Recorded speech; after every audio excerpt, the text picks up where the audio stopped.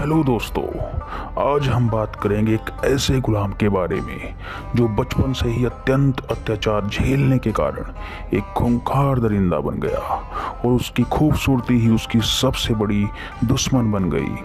जी हाँ, हम बात कर रहे हैं सुल्तान अलाउद्दीन खिलजी के गुलाम प्रेमी व सेनापति मलिक काफूर के बारे में। मलिक काफूर एक बेहद सुंदर व खूंखार किन्नर था।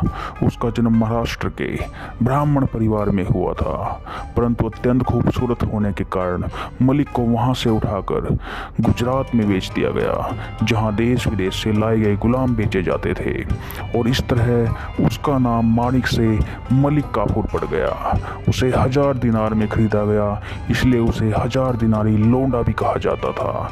बेहद आकर्षण होने के कारण उसके खरीदार अमीर ख्वाजा ने उसका यौन शोषण भी किया। उस वक्त की क्रूर प्रथा के कारण सुंदर और आकर्षक दिखने वाले छोटी उम्र के लड़के या लड़कियों को यौन इच्छाओं के लिए बेचा और खरीदा जाता था। मलिक की खूबसूरती के चर्चे पूरे गुजरात में फैले हुए थे। बहुत से अमीर लोगों ने उसे अमीर ख्वाजा से बड़े बड़े दामों में खरीदने की कोशिश की, परंतु अमीर ख्वाजा उस पर जान छिड़कता था।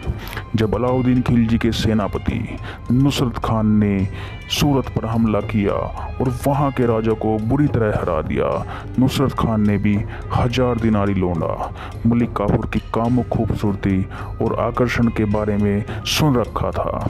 इसलिए उसने अमीर ख्वाजा से मलिक काफूर को हथिया लिया और तोहफे के रूप में अलाउद्दीन खिलजी को भेंट कर दिया, जिससे अलाउद्दीन बहुत खुश हुआ और फौरन ही मलिक काफूर को देखकर मंत्रमुग्ध हो गया और इस तरह मलिक को भी अलाउद्दीन से इश्क हो गया।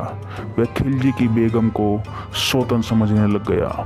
वह बेहद शातिर था और अलाउद्दीन के साथ उसके अंतरंग संबंध भी थे। उसने विभिन्न युद्ध अभियानों के दौरान भारतीय सांस्कृतिक धरोहर को भारी नुकसान पहुंचाया। वह अलाउद्दीन के जनरल के तौर पर तमिलनाडु तक जीत दर्ज करके आया था।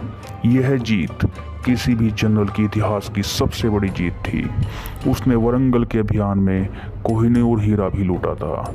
जी हाँ, कोहिनूर हीरा लूटने वाला भी मलिक काफूर ही था। उसने अमरोहा में महान अजय मंगोलों की सेना को भी पराजित किया और वह अब सुल्तान बनने के ख्वाब भी देखने लग गया था। उसने अलाउद्दीन को धीमा जहर भी देना शुरू कर दिया और जब खिलजी बीमार हुआ तो उसे नज़रबंद करके उसके बेटों को कैद कर लिया और सारे सरदारों को मरवा दिया। उसने हुक्म दिया कि शहजादों की आंखें तरबूज की तरह चीरा लगाकर निकाली जाए, किंतु एक बेटा मुबारक खिलजी वहां से फरार हो गया और 36 दिन बाद उसने ही रात के वक्त सोते हुए मलिक काफूर की हत्या कर दी और इस तरह अंत हुआ एक दरिंदे और खूबसूरत मलिक काफूर का। धन्यवाद दोस्तों। कैसी लगी आपको ऐतिहासिक ये स्टोरी? आप ज़रूर हमें कमेंट में बताइएगा। धन्यवाद।